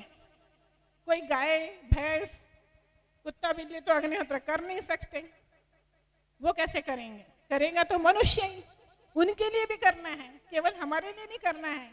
तो जो भी कृषि की बात कर रहे थे विवेक जी, वो यही है कि जब खेतों में अग्निहोत्र होता है तो फसल स्वस्थ हो रहती है, और जब फसल स्वस्थ होती है तो उसे कीड़ा नहीं लगता। यही हमारे जीवन में होता है कि अग्निहोत्र हमारे घर में होता है तो हमारा स्वास्थ्य सुदृढ़ होता है, और इस वजह से बहुत सारी बीमारियां जो हैं वो हमें छूती नहीं हैं। अभी कोरोना के समय में बहुत लोगों ने इस बात का अनुभव किया है कि पूरी जगह पर कोरोना फैला, पर जहाँ अग्निहोत्र हो रहा है वहाँ पर कोरोना का विशेष प्रभाव नहीं रहा, क्योंकि कोरोना आपकी इम्यूनिटी बढ़ाता है। जब इम्यूनिटी बढ़ाता है तो उस तरह की चीज़ों से आपका बचाव होता है। तो ऐसे बहुत सारी चीज़ों से अग्निहोत्र आपको बचाता है। इसके लिए वो अपनी इम्यूनिटी बढ़ाना है, वातावरण की इम्यूनिटी बढ़ाना है, ये हमारा कर्तव्य है मनुष्य होने के नाते। और इसीलिए हम ये देखते हैं कि जिनको हमने अपना आदर्श माना है, उन लोगों ने, जो अपन इतिहास देखते हैं तो हमें दिखाई देता है कि भगवान राम अग्निहोत्र करते थे। अगर हम देखें रामायण को बारीकी से, अग्निहोत्र का उल्लेख मिलेगा। भगवान कृष्ण अग्निहोत्र करते रहे हैं आजीवन। भगवान परशुराम आज भी अग्निहोत्र करते हैं। ये लोग क्यों करते हैं? हमें दिखाने के लिए कि हम उनको आदर्श मानते हैं, तो उस चीज को हम अपने जीवन में उतारें। कर्तव्य अपना, प्रकृति के प्रति का अपना कर्तव्य पूरा करें। इसलिए बाकी हम कुछ भी मानते हैं नहीं मानते हैं, हम लोग अग्निहोत्र के प्रचार में तो यहाँ तक कहते हैं कई लोगों को, बहुत लोग बहुत तर्क करने वाले होते हैं कि आप ईश्वर को मानते हैं कि नहीं मानते हैं, इससे भी हमें लेना देना नहीं, पर अपना कर्तव्य तो पूरा करो प्रकृति के प्रति। प्रकृति को कोई कहे मैं नहीं मानता, ये तो संभव ही नहीं है, क्योंकि वहीं से 2 मिनट नाक बंद करके देखो तो पता चलेगा कि प्रकृति को मानते हो कि नहीं मानते हो। सांस कहाँ से आएगी? तो प्रकृति को मानना ही है सबको, तो उसको मानते हो ना, तो उसके प्रति अपना कर्तव्य समझ के करो, बाकी का क्या करते हो इससे कोई मतलब नहीं है। तो अग्निहोत्र ये हमारे आज के समय की बहुत बड़ी आवश्यकता है, और इसीलिए अपने अपने घरों में हमको इस पात्र को स्थापित करना है, अपने परिवार के सारे लोगों को अग्निहोत्र समझाना है। और बहुत आसान है, जैसा अभी बता रहे थे यशपाल भाई, एक घर में अग्निहोत्र शुरू होता है, आप करते हैं, पुरुष करते हैं या महिला करते हैं, वो जब घर पे नहीं है तो दूसरा जो है वो कर लेगा, वो नहीं है तो बच्चे घर में है तो वो कर लेंगे। और फिर भी अगर छूट जाता है, नहीं कर पाते, तो कोई बात नहीं है, क्योंकि ये ऐसा नहीं है कि इसका कोई विपरीत परिणाम होगा, या आपका एक वो था व्रत था वो टूट गया, कोई व्रत नहीं है। ये जैसे अपन पेड़ों को पानी देते हैं, अपने फूल पे आ रहे हैं, और एक दिन अगर लेट हो जाते हैं तो चल जाता है, दूसरे दिन हम पानी फिर से देते हैं। हमें अपना पौधा बनाए रखना है, उसके फूल बनाए रखने हैं, तो एक आध दिन हो जाता है गैप, कोई हर्ज नहीं। ऐसे अग्निहोत्र छूट गया, कोई हर्ज नहीं है, अगला टाइम जो मिलता है उसमें करने की कोशिश होना चाहिए। ज्यादा से ज्यादा, जैसे महीने भर में हमें 60 बार अग्निहोत्र करना है, तो हमारी कोशिश ये होना चाहिए कि 60 बार नहीं कर पाते हैं, 45 बार कर पाते हैं क्या, उतना ही लाभ मिलेगा। जितना करेंगे उसका लाभ है, जो नहीं कर पाएंगे जिस टाइम पे, उसका लाभ नहीं मिलेगा, बाकी का कोई कहीं नुकसान है ही नहीं। तो ये आज देखिए कि दुनिया के कम से कम 120 देशों में अग्निहोत्र होता है। अग्निहोत्र करने वाले ईसाई भी हैं, अग्निहोत्र करने वाले मुसलमान भी हैं, अग्निहोत्र करने वाले जैन, बौद्ध, बहाई, सब धर्मों के जो अलग अलग धर्म हैं, हर धर्म का व्यक्ति आज अग्निहोत्र कर रहा है, विज्ञान समझ करके। क्योंकि ये जो आवश्यकता मैंने बताई कि हमें स्वस्थ वातावरण चाहिए, हमें शांति चाहिए, हमें तनाव मुक्ति चाहिए, हमें घर का वातावरण अच्छा चाहिए, हम ये चाहते हैं घर में सबका आपस में प्रेम बना रहे, ये जो हमें चाहिए ये तो सबको चाहिए ना। तो इसलिए दुनिया के 120 देशों में इसी पद्धति से, जिस पद्धति से आज आप अग्निहोत्र करेंगे, संस्कृत के मंत्र बोल करके, उनकी भाषा कोई भी हो, वो इन्हीं संस्कृत के मंत्रों के साथ अग्निहोत्र करते हैं। अग्निहोत्र एक अत्यंत, वो लोग कहते हैं अग्निहोत्र के भस्म को मैजिक पाउडर कहते हैं, और अग्निहोत्र को एक चमत्कारी यंत्र कहते हैं, पात्र को। वो जो भी अपनी, उसको वो लोग होमाथेरेपी कहते हैं, कि होम से चिकित्सा, क्योंकि वातावरण की चिकित्सा होती है, हम वातावरण का इलाज कर रहे हैं। जैसे किसी के घाव को भरना होता है ना, ऐसे जो वातावरण में हमने पैदा किए बहुत सारे घाव, उन घावों को ये अग्निहोत्र भरता है। तो ये अग्निहोत्र का महत्व है, इसलिए हमको अग्निहोत्र अपने जीवन में उतारना है। हम आपके बीच में आए इसीलिए है कि आप इस विषय को समझो। एक बार में बोलने से समझ में नहीं आता, इसलिए आपके किट में किताब है, घर जाके आराम से पढ़िए। वो तो गुजराती की किताब है, तो मेरा बोलना कितना समझ में आ रहा होगा मुझे पता नहीं है, पर वो किताब आप आराम से पढ़िए, समझिए। जो लोग यहाँ रहते हैं उनसे और अपने अच्छे से समझने का कोशिश कीजिए, और इस अग्निहोत्र को अपने घर में लाइए, स्थापित कीजिए, अपने परिवार को समझाइए, और सब लोग मिल करके एक संकल्प लीजिए कि पर्यावरण के प्रति ये जो हमारा कर्तव्य है, इसे हम आज से पूरा करना शुरू करेंगे।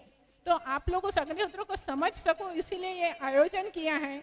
अभी जैसे यहाँ 1000 पात्रों में अग्निहोत्र होगा, पर अभी हमारे पास ये साधन नहीं है यहाँ पर कि हम पहले यहाँ का वातावरण नाप सकें और 1000 पात्रों में अग्निहोत्र होने के बाद का यहाँ का वातावरण नाप सकें। प्रचंड परिवर्तन आता है। एक कमरे में 16 बाई 16 के कमरे में अगर एक अग्निहोत्र होता है तो 96% रोगाणु नष्ट हो जाते हैं। बहुत परिवर्तन आता है, बहुत सकारात्मक परिवर्तन आता है। ऐसे प्रयोग बंद कमरों में तो किए गए हैं, खुले में जब 1000 अग्निहोत्र एक साथ होंगे तो कितना प्रचंड परिवर्तन इस वातावरण में आने वाला है। इसमें इसका प्रभाव, इसके जो 5 नियम हैं उनमें बहुत सख्ती है, वहां कोई छूट नहीं है। जैसे गाय का घी चाहिए तो गाय का घी ही चाहिए, दूसरा घी नहीं चलेगा। इसी तरह गाय के गोबर के छाने चाहिए तो दूसरे नहीं चलेंगे, क्योंकि गाय अपन जैसे कहते हैं वैसे भी गोबर कहते हैं ना, गोबर। गोबर का मतलब क्या हुआ? गाय ने दिया हुआ वरदान, वर कहते हैं ना वरदान को। गाय का गोबर वरदान है हमारे लिए, दूसरा तो कोई गोबर हो ही नहीं सकता, जो गाय का होगा वही गोबर हो सकता है। तो गाय के गोबर की जगह दूसरा कोई गोबर का कंडा चलेगा नहीं, क्योंकि गाय का गोबर कृमिनाशक है, दूसरा नहीं है। इसी तरह गाय का घी, तो गाय का घी अगर नहीं है तो हवन नहीं हो सकता। कोई भी हवन, प्रकृति को शुद्ध करने के लिए हम हवन करते हैं ना, वो होते हैं गाय के घी से। और अगर दूसरा घी डाल दें तो वातावरण दूषित होगा। इतना फर्क है गाय के घी में और अन्य घी में। तो इन 5 नियमों का पालन जो है, सूर्योदय सूर्यास्त का समय और ये अग्निहोत्र के ये बाकी के जो नियम है, गोबर, गोमूत्र, गाय का घी, इनका पालन होना बहुत जरूरी है। समय से नहीं किया वह अग्निहोत्र नहीं है, पर एक बार हम करने लगते हैं हमें उसकी आदत पड़ जाती है, तो बहुत आसान है। तो आपसे एक विनंती करूंगी कि हमें इसको शुरू करने के बारे में विचार करना है, कुछ भी आगा पीछे छोड़ना नहीं है, विचार नहीं करना है। देखिए, कोई मुहूर्त की जरूरत नहीं होती अग्निहोत्र करने के लिए। ईश्वर के राज्य में प्रत्येक क्षण मुहूर्त ही है, इसलिए कोई विशेष मुहूर्त नहीं देखना होता। जिस दिन हमारी तैयारी हो जाए उस दिन शाम से हम अग्निहोत्र प्रारंभ कर सकते हैं।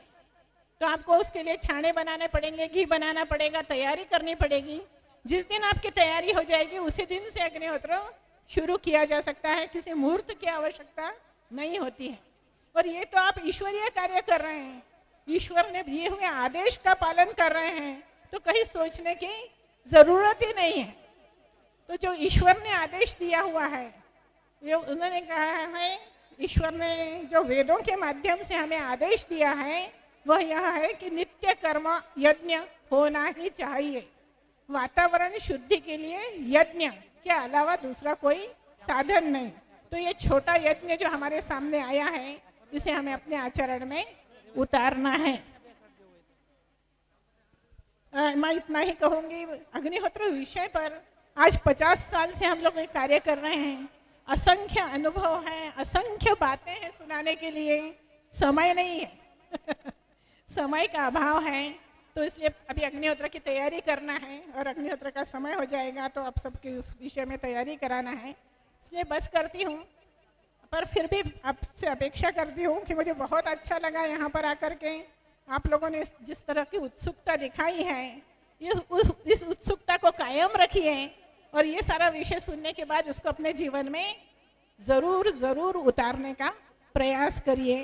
धन्यवाद। હાલ અમે નહોતા બનાવી શક્યા, આજે આ ગામના તમારા ગામના લોકોએ એક પ્રસંગ બનાવી દીધો, એક કાર્યક્રમને, પવિત્ર કાર્યક્રમને પ્રસંગ બનાવી દીધો। હું યશપાલભાઈને વિનંતી કરીશ, અલકાદીપ પોતાના મોબાઈલમાં ફ્લેશ લાઇટ કરીને લાઇટ કરે છે, પણ આજ એક અનેરો એક ઉત્સવ બજરંગપુર ગામને આંગણે છે કે 1008 યજ્ઞની અંદર જે કુદરતી નિર્માણ આજ અગ્નિ છે એ પ્રજ્વલિત થઈ છે। બજરંગપુર વરતિયા ગામ આજે પવિત્ર થઈ ગયું છે। આજે આ આંગણે પાવન અવસર છે અમે સુરતમાં નહોતો નિહાળ્યો એવો અહીંયા આજ પાવન અવસર આવ્યો છે, એટલે આને આપણે વ્યવસ્થિત રીતે ઉજવીએ, પવિત્રતા એની લઈએ, ઈશ્વરીય કાર્યના સહભાગી થઈએ.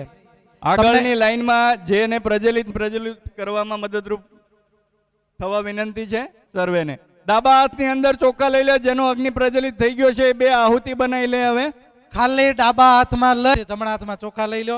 આપણે આહુતિ આપવાની છે. માત્ર 6 સેકન્ડ બાકી છે. 4 3 2 સમય. અગ્નયે સ્વાહા અગ્નયે ઇદં નામમ પ્રજાપતયે સ્વાહા પ્રજાપતયે ઇદં નામમ. બસ આહુતિ શુદ્ધ વાતાવરણ જે સર્જાણું છે, પવન નાખવાનો નથી.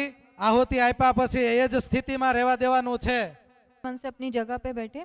अब हम सप्त श्लोकी का वाचन करेंगे. ये एक अनुशासन है और अग्निहोत्र के समय में हमें ज़्यादा देर तक बैठना है, इसलिए उस वातावरण का लाभ लेना है. तो हम इस अनुशासन का पालन करते हैं.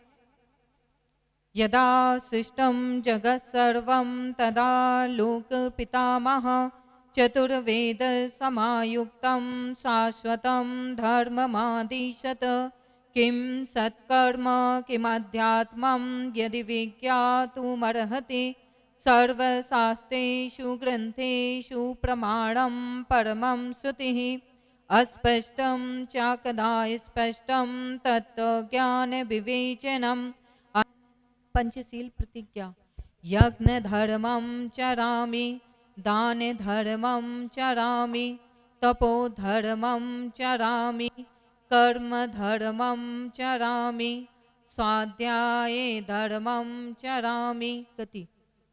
सत्यं शरणं गच्छामि, सत्य धर्मं शरणं गच्छामि, सत्य धर्म संघं शरणं गच्छामि. સરસ. અમે આ ગામમાં અગ્નિહોત્ર કાર્યક્રમ કર્યો અને મોટી સંખ્યામાં બધા આવ્યા. એમાં મંચસ્થ નલિની દીદી, અલકાજી, એમના પરિવાર બધો જ અમને સાથ સહકાર અને સપોર્ટ આપ્યો. હવે મારો જે અનુભવ છે, અનુભવમાં એવું છે કે અગ્નિહોત્ર મને 22 જાન્યુઆરી મને મળ્યો. ત્યારબાદ મેં અગ્નિહોત્ર તો પુષ્કળ કરેલા, પણ સાચું માપ કઈ રીતે કરવું મૂર્તિ પણ આવી હશે. અત્યારે જેને ધુમાડો નથી લીધો એને થોડોક આકરો લાગ્યો હશે, પણ હું દરરોજને માટે. અને યજ્ઞોત્ર યજ્ઞ એટલે આપણો પ્રાણવાયુ છે. પાણી વગર કદાચ 5 કલાક ચાલી શકે, જમ્યા વગર 2 દિવસ ચાલી શકે, પણ પ્રાણવાયુ વગર 1 મિનિટ પણ ચાલી ન શકે. આપણે આપણા માટે, આપણી પ્રકૃતિ માટે, આપણા સંતાનો માટે, આપણા સંતાનોના સારા સંસ્કાર માટે અત્યારે સંકલ્પ લઈને જઈએ કે મારા ઘરની અંદર સવાર અને સાંજ 2 ટાઈમ હું યજ્ઞોત્ર યજ્ઞ કરીશ.